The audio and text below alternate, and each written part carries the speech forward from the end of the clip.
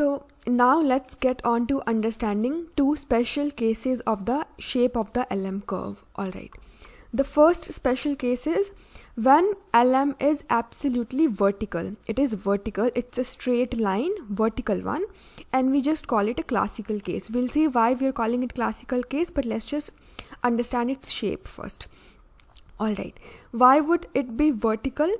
This would happen when the money demand is completely interest insensitive.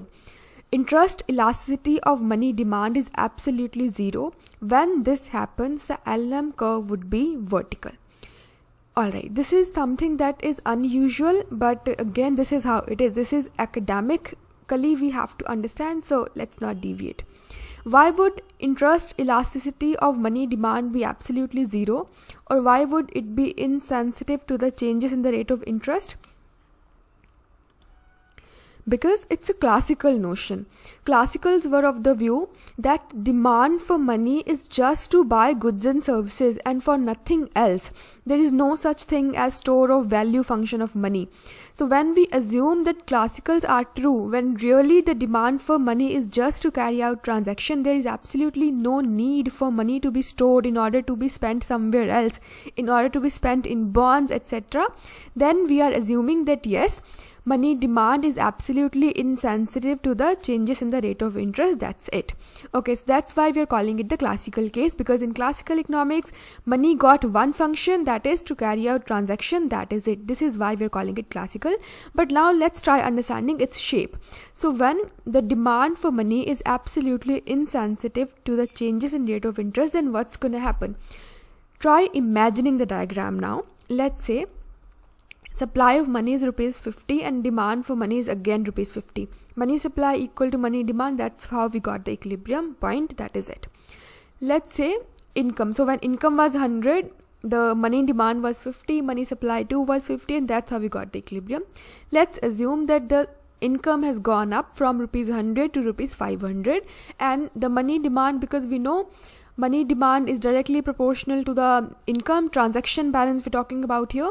So with the change in income or increase in income, the transaction balance, let's say, would go up from rupees 50 to rupees 250. Now what's going to happen? In normal circumstances, what would have happened is this. Because money demand exceeds money supply, this would have put upward pressure onto the rate of interest and speculative balance would have fallen, and that's how we have again seen the money supply equal to money demand. But right now, in this particular case, we are assuming that the demand for money is absolutely insensitive to changes in the rate of interest. Now, how we can re-equilibrate the money market? There is no way any change in rate of interest gonna reduce the speculative balance. So only way forward is one, that somehow we're gonna be needing the transaction demand for money that has gone up because of increase in the income. But how we're gonna be reducing the transaction balance? There is only one way here, that is to reduce the level of income to the original level. So level of income has to fall all the way down till original level, then only money demand would again come down from rupees 250 to rupees 50, and that's how rupees 50 money demand would be equal to rupees 50 money supply, and money demand would be equal to money supply again, and money market would be in equilibrium. So that's how we can understand this thing. So long story short, LM is vertical when the interest elasticity of money demand is absolutely zero, and it's a classical case because we have seen why. So that's it. This is case number one. This diagram we can understand now because there is only one level of income that can possibly be here, Y0. And no matter what the level of interest rate is, income would remain at Y0, and that's how we got the LM curve as vertical sloping. That is it. Alright, so let's get on to the second special case now. So let's get on to understanding a second special case of shape of LM curve, wherein LM curve would be nearly horizontal. So here we have seen it's vertical and it can be horizontal as well, like this. Alright, so why can it be horizontal? Because of a situation called as liquidity trap. So in normal circumstances, we know there is something called money demand and money supply. When RBI injects money into the system, then money supply exceeds money demand. This puts downward pressure onto the rate of interest. So when this happens, there are two implications. Number one, when interest rate falls, people adjust their speculative balance. They increase the speculative demand for money, and that's how we see equilibrium in the money market being re-established. But at the same time, because rate of interest has gone down, the investment demand in the economy would go up, because we know that rate of interest is a cost of the investment. So if the rate of interest has fallen, it means cost of the undertaking investment has gone down. So that's a pure cost profit sort of thing. Cost of something has gone down, you would buy more of it. So investment demand in the economy would go up. All right. But what if people are so pessimistic about the state of the economy that despite there is excess supply of money, people are not willing to invest that into into any bond or anywhere. Instead, they are immediately willing to hold that money with them. They are willing to keep that money into liquid format with them, because they are so pessimistic about the economy. They do not think that if the excess money that they are having, if they invest onto something, they're gonna be getting profited by that. No. It is just an assumption that this is how people behave. Sometimes they behave irrationally, which we call as animal spirit. Even if the economic conditions are very pessimistic, people gonna go into investing a lot. But sometimes this also happens that even if economy is doing well, or it could not be doing well, doesn't matter, people are simply pessimistic. Okay, so when this happens, there are two things. Number one, the interest elasticity of money demand becomes near infinite. So if this happens, then with the slight fall in rate of interest, people is gonna immediately increase their speculative balance, because the interest elasticity of money demand is infinite, very high. So there would not be very high fall in the rate of interest. People just think that either way rate of interest is low, no way it's gonna go even lower. In fact, in future it would go even higher. So there are two things here. Number one, at present the rate of interest is low. अब मुश्किल से अभी 2-3% rate of interest मिल रहा है लोगों को, और there is a probability, it is just in the mind of people, this is what they are assuming, that in future either way rate of interest would go up, and if in future it is bound to go up, then bond prices would fall. We know there is inverse relationship between the bond price and rate of interest. So in future rate of interest will increase, bond prices will fall. So why would any rational human being be investing onto the bonds in present times when they know that in future the price of bonds will decrease? Definitely then they will be having capital loss onto that very bond, right? So because of these reasons, because of the pessimistic assumption of the people that either way rate of interest is low, in future it's going to go high, bond prices will fall, we'll be having capital low, so why would we be investing onto anything?